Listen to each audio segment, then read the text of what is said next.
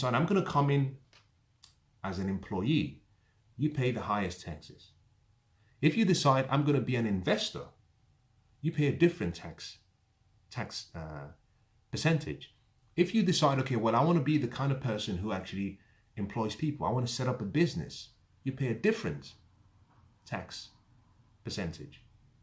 It's all different depending on the choice you make. So the point I'm making is just deciding to study, learn to read and write, and choose a profession is not enough.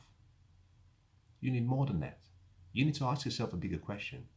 Do I understand money? I'm going to be working for this thing for 50 years, 8 days every day, 8 hours every day for 50 years. Do I know what I'm working for?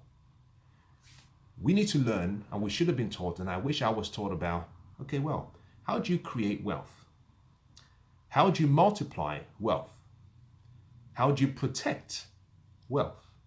How do you share wealth? And how do you become a good steward of wealth?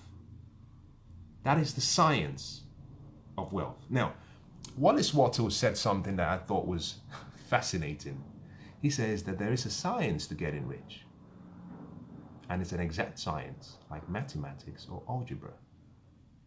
And I thought, wow, this is beautiful. What he was simply trying to say is, we go back to the example I gave at the start. H2O. The composition of hydrogen and oxygen in this, 2 parts hydrogen, 1 part oxygen, that is science. If I mix it in that proportion, I'm guaranteed to have water. Nothing more, nothing less. It's a science. If you follow the principles, boom, you get the same outcome. Now, Wallace Wattles goes on to say that you don't get rich by doing things. He says you get rich by doing things in a certain way. There has to be the attitude, the beliefs, the philosophy, the amount of work that you bring into what you do. All of that is not taught in school. And I'll deal with these particular items that I just mentioned under the 4th pillar of education. But the point is this. If you want to understand money, think about money as a coin. Money as a coin. But there are 3 sides to the coin. Heads, you have the tail, you have the edge. If you want to create financial wealth, if you want to understand and have financial education, you have to stand on the edge of the coin. One side of the coin I call wealth. The other side of the coin I call investing. Now, I'm going to put investing to an extent within the same category of probably running a business, but I'm going to just call it investing. Investing is more an art. There's a science to it, but it's more an art because it requires finesse, it requires the ability to think, which we have to do independently. It requires your ability to control your emotions. It requires finesse, negotiation. All of that is more of an art form. There is no scientific way to invest in because our personalities come into play. Our dispositions, our level of patience, our level of risk tolerance comes into play. That's the reason why entrepreneurship is not a science. It's a combination of some scientific principles, but it's more art because we have different temperaments. You have to learn the sweet science of wealth. And the sweet science of wealth are very basic. The principles are very simple, but you have to learn them. And you learn them to understand what you need to do. You have to learn about investing because when you start creating some money, the question is, how do I multiply the money? How do I protect the money? How do I budget the money? How do I share the money? That process, because we're rational human beings. I like to use the word rational. Some people say human beings are irrational. Well, it's a combination of both. But we're emotional people, and therefore, in many cases, our emotions sabotage our decisions. And the quality of your decisions determines the quality of your results. Because the quality of your decisions determines the quality of your thinking. The quality of your thinking determines the quality of the outcomes in your life. Investing is an art because investing is an intellectual game. It's an intellectual sport. You don't do it with your emotions. Someone say, well, I just went with my gut. I just went with how I feel. Well, that's silly. It's not an emotional game. It requires your ability to detach your emotions and think rationally. think inductively, think deductively, subject all emotions aside, and just deal with the creative part of the process, not with your heart. You travel all the way up to your mind. I use the brain to represent the mind, although the mind is not in the brain. But what we say, go from your heart, take the elevator from your heart and go all the way up to your brain and do the thinking there. Although we don't think in the brain, we think in the mind. But you get the point. You have to learn about money. I don't care what your beliefs are. I was raised Christian. There were beliefs that I held on to. Money being the root of all evil. It's easier for a camel to go through the eye of a needle than for a rich person to get into the kingdom of heaven. I can give you parables and scriptures upon scriptures that I was raised to believe, and it limited me. So most people, subconsciously, we're rejecting money. We're pushing it away. We earn, and we can't wait to spend it. We earn, we can't wait to spend it. So at the end of the day, at the end of 50 years, we have nothing. What a sad life. And so at the end of that period, we've had a family, but we have nothing to even give our family. What a terrible life. Why? Because no one took the time to explain that there was a third part of the equation that we missed. Financial education. Now I'm going to stop here on financial education. I can spend 4 hours talking about the process and what you need to do because it's such a beautiful concept. There's a 3-letter word that I think everyone should probably engrave in maybe above the door of your house. So as you're about to leave and walk out of the house, you just see that 3-letter word, and that word is why. Why represents reason. So every morning you should wake up and say, why am I doing what I'm doing? Just the question why will help you stop and say, do you know what? I know what to do. I know how to do it. But the question is why? And here is the question I'm going to leave you with before I move to the 4th pillar. Why do you work so hard? I'm not going to try and answer it for you, but I want you to just ask yourself the question. You wake up in the morning and you go to work every day without fail, if you're a hard-working person. Why do you do that every day? Now, if you're not working yet, if you're studying, you wake up in the morning and you study, studying in preparation so that you become a professional so you can work. So you can wake up in the morning and go to work. Why? Good question. Now, as soon as I learned about financial education, my mind changed. I reversed the equation. You see, because you see, those who stay slaves to money are those who work for money. Money should work for you. You should work for joy, for fun, for excitement, for pleasure. You shouldn't work to earn money. Because the gifts you have, which is what I'm going to talk about in the next pillar, the gifts and skills and talents and abilities you have shouldn't be allocated a price. I'm going to say that again. The talents and skills and gifts that you have should not be designated a price. I studied engineering, so technically you could say, well, I can put a price on the value of your education. Technically you could say that. But your gifts, you were born with those gifts. You've nurtured those gifts. I hope you've actually found what your gifts are. Those gifts were given to you. They're priceless. But you have to learn how to put those gifts to use, to develop a talent, to develop an ability, and then you start creating value for other people, solving problems. You don't put a price on it. So you work for excitement, for fun, for fulfillment, for joy, for happiness, for interaction with people, not because you want to earn money. Money should be coming towards you. Money should work for you. When I learned that changed my life. I started investing. I started learning about wealth. I changed the equation. I retired as soon as I could. But I went through a phase of saying, do you know what? I can see money being created for me passively. And I'm not working for it. It's working for me. So what do I want to do with my time? So I retired. At 30, I was financially free. At 33, I retired. Then I had the time to do with my life what I wanted to do. That's beautiful, because you wake up in the morning and you do what you want to do. If you want, I wake up some days and I want to teach, I want to share information with you, I teach. I wake up some days and I think I want to write, I write. I wake up in the morning, I think I want to dance, I go dancing. I wake up in the morning, I think I want to do yoga, I do yoga. I wake up in the morning and I think, you know what, I want to do nothing today. I do nothing. Now, that is not a luxury.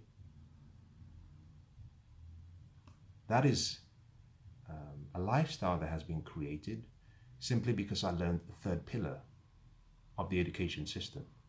Now, here's what's interesting, and I can say this with commitment, and I can say that with sincerity. Ever since I retired from engineering, and I was financially free, and I didn't have to work, every single day, I've worked harder than I did when I was working in engineering.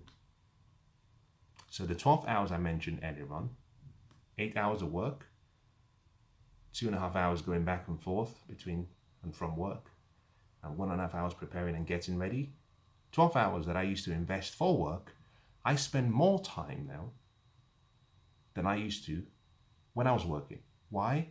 Because I'm doing what I love now. I can wake up in the morning and say, you know what, I want to learn. I want to read a book. And I read a book. And I read a book and I find something great in the book that I can apply. But more than anything, I'm putting all that extra time, resources and energy, commitment, simply because I want that money to continue to work for me. So I need to find ways to continue to create multiple sources of income using leverage, giving my gifts freely when I can, maybe being paid for it if I should, but not having this burden on my neck that I have to work to fund a lifestyle that is not good for me. Now let me stop here, because as I'm sure you can probably tell, I'm passionate about this subject, and it drives me crazy that none of us, I speak for myself, that I wasn't trained. I didn't understand that financial education was a separate pillar. And I'm talking about personal finance first, before you move into general finance and creating wealth.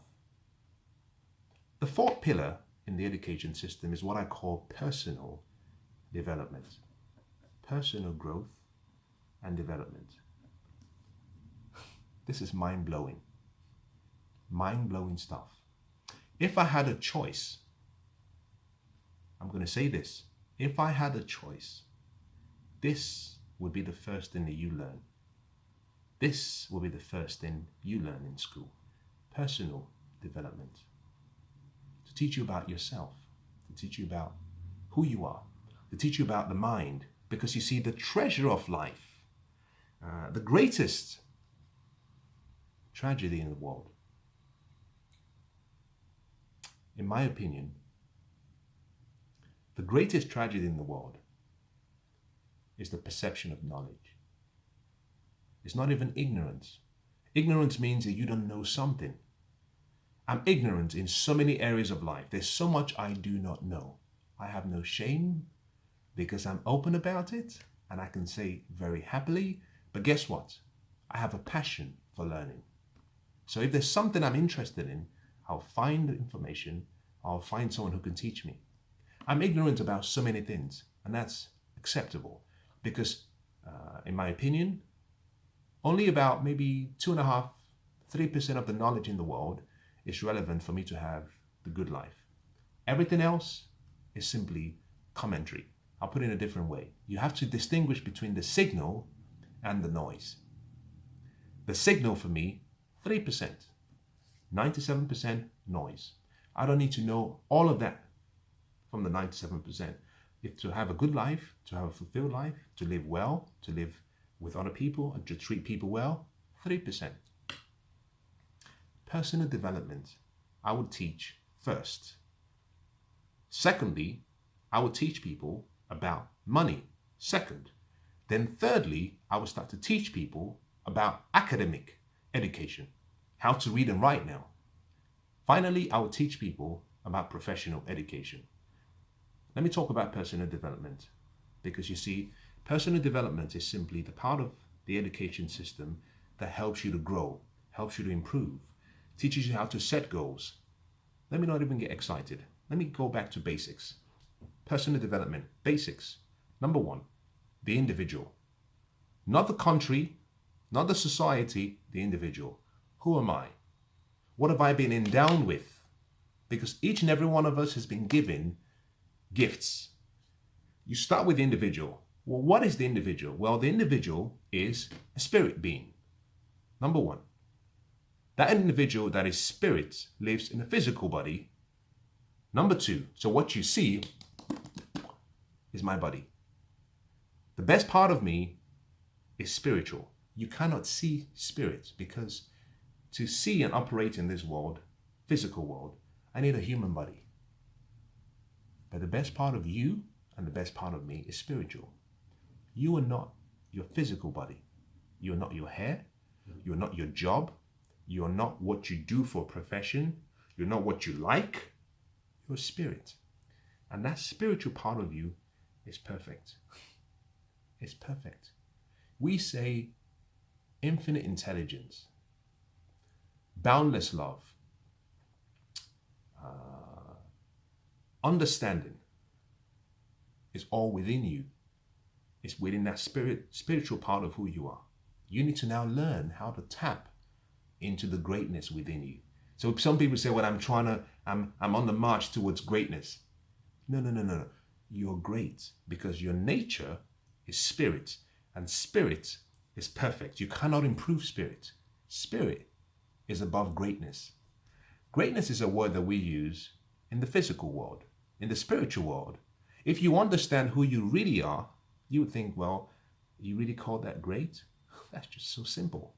Now, you and I need to tap into that spiritual side of our personality to be able to understand and draw on all these intellectual resources that we have. We do that, and that intellectual process is possible by what we call a bridge. Spiritual being living in a physical body, but we have a mind. The mind is the bridge that allows you to move from physical and interact with spiritual and create whatever you can conceive in the mental. Now, on the plane of the mind, which is what I call the second level of consciousness, the first level is spiritual, second level is mental, the third level is physical. On the mental level of consciousness, that is where love and joy and prosperity and happiness and good health, that is where everything exists. It's kind of locked in. All the treasures of life is hidden in your mind. Why didn't they teach me this when I was growing up? This is crazy. Let me just give you a few ideas. I'm going to do a different session where I'm going to talk about the mind. Greatness is in the mind, is locked up in the mind, because you need to tap into an awareness of who you are to be able to start to release your greatness. Wealth and wealth creation is in the mind, because in order for you to create some better life, you first have to see it in your mind. Because whatever you can see in your mind, you can hold in your hands. Whatever dreams you have has to begin in the mind. Good health does not start on the physical plane. You want to look good, you don't have to diet. Most people make the mistake of thinking, well, I have to eat a certain way. No, you don't. If you understand how the mind works, and if you understand that you've created and you have an image of yourself, and if that image of yourself in the mind is an image of someone who is unattractive, someone who is laterally challenged, which is another word for saying someone who is big or fat, it doesn't matter how much you diet. It doesn't matter how much you train in the gym. That image will manifest in your physical world. You might move away from being that proportional size for a brief period because you're using your willpower to force yourself, and the physical plane and physical body would change, but eventually you will snap back. It's like a rubber band. I don't have a rubber band around me. I could have used a rubber band. But I want you to think about a rubber band. You pull a rubber band and it can extend, and you could pull it and it can keep extending. But if you leave it, it snaps back. Why? Because you see, your willpower, which is what most people use to create what they want on the physical plane has limitations. Imagination, Einstein said, is more powerful than willpower. As a matter of fact, he said imagination is everything. It's a preview to life's coming attractions. So the key to changing your health does not start in the physical, it starts in the mind. You have to change the image you see. Make that image vivid, get emotionally involved with the perfect image of who you want to be. Hold on to that image. And what you find is that you start acting differently. You start living differently. And more importantly, whatever you eat, your mind, your body will keep what you need and flush out all the rest. Now, I'm sorry, I can't talk about this as much as I would want to. I'm going to bring this, let me bring this back to where I started because I'm getting a little bit excited. I'm going all over the place. You start by teaching the person with personal development about who they are. You're a spiritual being and you're beautiful and you're loving and you're kind and you're good-natured and you're perfect. But you're going through a journey called life. You're born into a body. At the end of that life and that journey, your spirit will exit the body. In between that journey, with limitation in the physical plane, you've been given something called the mind. In your mind, you have your emotions and you have what we call intellectual faculties. But the mind stores everything, that everything in the world exists. And you have, in those intellectual faculties, different parts of what makes you successful. You have what's called your imagination. You have something called your reason. You have something called your intuition. You have something called your memory. You have will. How you use those faculties of the mind allows you to create an emotional experience. So intellect and emotions are all products of how you use your mind.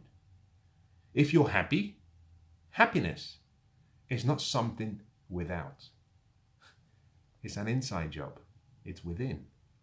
How you use your mental faculties or your intellectual faculties determines your emotional state. I'll give you a good example. Oh, I wish this was taught to me at a young age. Do you know I can sit here as I talk to you now, and in my imagination I see a picture of my mother, and I can see her smiling, and I can see her opening her arms to give me a warm embrace. And just the thought of my mother and her hug allows me to get excited. As a matter of fact, if I focus on that experience, my brain immediately starts to release a chemical called oxytocin. And that chemical is a happy chemical. It makes me feel happy. And in a very short while, you see my blood will start to dilate. And in a short while, you see that actually my heart rate reduces. It might increase at the start because I'm excited, but then it reduces because I'm calm. And in a short while, you might see actually that I become really, really calm and happy. Why? Because I'm filled with love, the emotion of love. Now, I'm talking to you whilst I'm doing that. How could I be talking to you and be somewhere else giving my mother a hug? I can do that because I have an imagination. And so, if you're sad, if you feel unhappy, if you feel lonely, it's an indication that you haven't learned how to use your imagination. And you don't know how to use your mind. You see, a lot of the problems we have are easily solvable if we knew the gifts that we have. If you knew who you are, I promise you this, you would never wake up thinking that the world is against you. You would never wake up thinking and feeling like a victim. The idea of self-pity will not even cross your mind.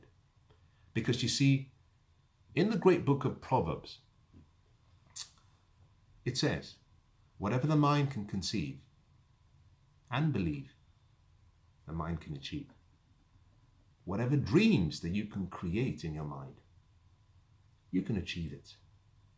So happiness and love and prosperity and success and good health, abundance, the good life resides in the mind. I would teach young people first about personal development, and I would start with the mind. Because you see, it's all an inside job. Your whole challenge in life is going to be the battle of your mind. You turn on the television, what are they doing? They're trying to dominate your mind because they know if they can dominate your mind, they can control your life. Why do you think in the Super Bowl games that they pay, in many cases, millions for a few seconds of advertising? 10 million for a few seconds. Why do you think they do that? They're trying to get hold and control of your mind. Because you see, whatever dominates your mind controls your life. Let me go back to personal development, and I'm going to wrap this up because I've been talking for a while now. I feel sad. Actually, thinking about this, I feel sad. And there's a part of me that's thinking, this isn't right. This is not right. We've got the formula wrong. I will teach personal development. I teach people who they are, number one. Now, when you teach people who they are, you want to keep it very neutral because you want people to choose their beliefs. But I'm not talking about teaching them a belief system. No, I'm not saying teach a particular religious process. No, I'm just saying talk about the individual. Now, if you look through all of philosophy and psychology and science, and if you look through theology and religion, one of the things that is an agreement amongst all these great areas of life is that whatever you believe in becomes your reality. That as you think, so you are. And so the power of belief is so instrumental. So I'm not talking about teaching you some ism, no, or teaching you a lifestyle. No, I'm just simply talk about the individual. Teach the individual who they are. You're born, you're not poor because of where you were born. Environment is important, but poor people get rich. That shouldn't be a surprise. Poor people get rich. And that means that in an environment, one person might get rich and one person might choose to be poor. The environment is not the deciding factor because in every environment, I can show you someone who transcended a setback and turned it into a setup, a comeback, and achieved their goals. But I will stop the individual at the early stages of life and say, before you get filled up with everything else that you want to do, let me talk to you about who you are. I'll teach the person personal development, firstly, by talking about self. Then I'm going to teach you about laws. Because you see, you're born and you're journeying through life. As a spiritual being, I don't want to teach you about the spiritual laws. Forget that. You don't need it in a physical world. In principle, what you need is universal laws.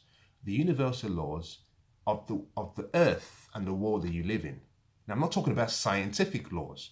By universal laws, I'm simply saying that there were some laws that the origin is spiritual, but it's been positioned to be universal, meaning it doesn't matter how far you go back in time, as long as you're operating in time, they're valid and they cannot be invalidated.